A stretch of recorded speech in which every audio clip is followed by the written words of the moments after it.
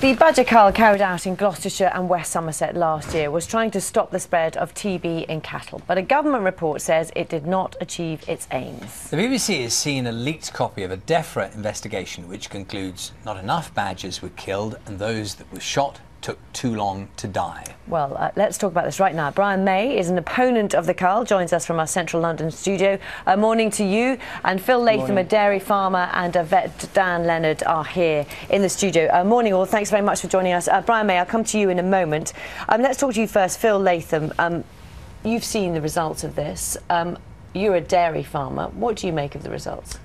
I think the results just have to be put into context that TB is without doubt the most pressing livestock threat that we've got to our industry, and we have to try and address TB and roll back TB because for 25 years TB has been spreading through the country and spreading north in badgers and in cattle, and we have to develop a strategy, and we're into 1 year of a 4-year trial trying to develop a better strategy to control the infection levels within badgers. Can you give us a sense of the impact it has on you? I mean, on your livelihood, on your animals? 2 years ago, for the first time in my farming life and the first time in my father's farming life, we had TB come into our herd and we lost 89 cows in a year, and that is it is a hugely devastating. It has terrible impacts on the farm, both financially and emotionally. The social impacts are massive. Well, yeah, Brian May, when we hear from a farmer directly, one of those people affected,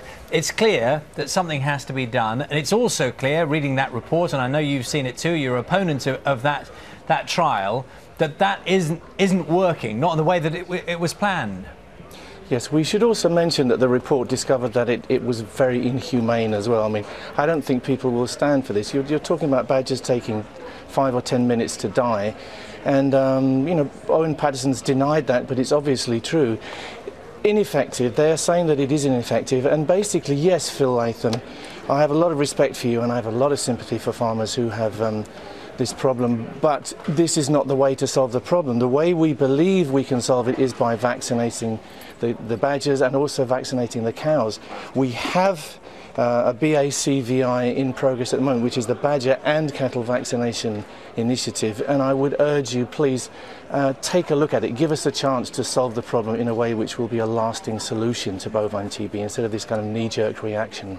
Dan Leonard, you're a farm animal vet, aren't you? So yes. Let's pick up a couple of those points. First of all, this question is about inhumane. We know from the report that some animals took up to 5 minutes to die, and people will be worried by that. I'm sure they will. And unfortunately, whenever we're trying to control a disease in animals where we have to remove carrier animals that cannot be cured or treated, that are migrating around and spreading disease, it's not a very easy thing to do. And you know, some of these badgers may have taken 5 minutes to die, but the consequence of leaving badgers to roam around and continue to infect the wildlife of our country will lead them to a multi-month slow debilitating death, which to me, when you're trying to balance up the ethics of this thing, you have to consider the whole of what we're actually trying to achieve. The consequence of the governments over the decades ignoring this policy against the requests of vets and scientists.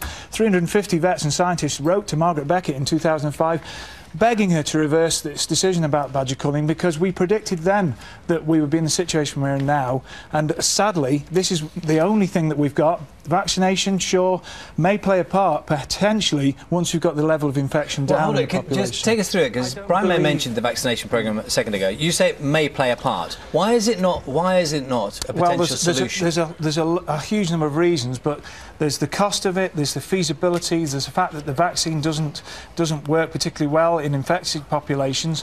It may play a part, in my mind, if we can get it potentially in uninfected areas, because this disease is spreading too fast and we haven't got the manpower, we haven't got the money, we may not even have the vaccine to deliver the vaccine program. Let's go back to Brian May. None of this is true. We do have the vaccine. It's the same vaccine which worked on humans. No, the amount of vaccine. It doesn't work.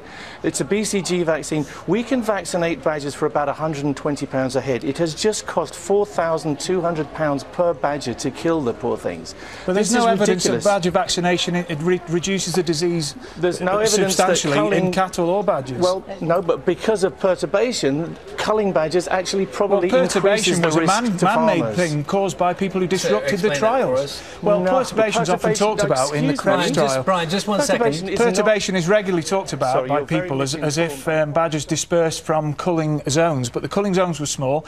But also the disruption that was created by people interfering with the trials, Okay. capturing badgers and relocating them, disrupting it caused a lot of perturbation. So we're not really sure what this perturbation effect really truly is. Perturbation is caused by protesters, is it? Great. You seem to be incredibly uninformed. I'm amazed. I'm rather well informed, Brian, as I'm sure you know. Because it's easy. Let's just quickly one last word to Sir Brian May. I mean, you know, you want this whole thing to be called off, but you know, you have how much evidence do you need to know that it's ineffective and it's inhumane and it's not going to work? It's actually Well, it's a 4-year probably study. because of It's a 4-year perturbation going to study, make not things one year worse for farmers. Okay. And maybe it's only fair to bring the farmer in at the end of this discussion. I mean, people get a sense Phil and I of can talk one, later, I one hope, the 'cause I arguments haven't- over the science, another is your end of the equation, which is the reality of what's happening. Look, the problem with a lot of TB policy is the lack of transparency and the lack of understanding. The science to date has been very ambiguous. If you look at the end of the randomised badger culling trial, it showed that culling was not that effective. 2 years post the end of the cull, culling in the proactive cull areas had dropped by TB had dropped by 30%, and outside the area by 60%. So it depends on your perspective. At the end of the day, I think a lot of people in the welfare lobby will look to try and use the current data as a reason not to address the transmission from badgers. Unfortunately, the wildlife reservoir is there, it is real. In Gloucestershire, 53% of badgers had TB when they were trying to look at the efficacy of the BCG trial. Well, look, I think people will get a sense.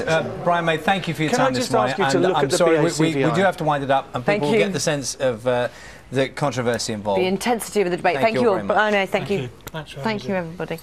Let's see, time now is 7:45. We may not have had much to thank the weather for over the past few weeks, but last night it came good. It did. Have a look at these beautiful pictures. It is the Aurora Borealis, or Northern Lights as it's more commonly known. This is how some of you caught it on camera. This one is from Jonathan Cooper in Cumbria. Yes, and Brian Doyle sent in this one, this Stonehaven War Memorial in Aberdeenshire. Look at that, it looks like something from a movie, doesn't it? Incredible landscape scene there. Here's another from photographer Jim Hunter in East Lothian. Beautiful night skies. Lots of you have been sending, I'm very jealous, lots of you seen it last night and sending in pictures. Thank you for those. Carol's going to talk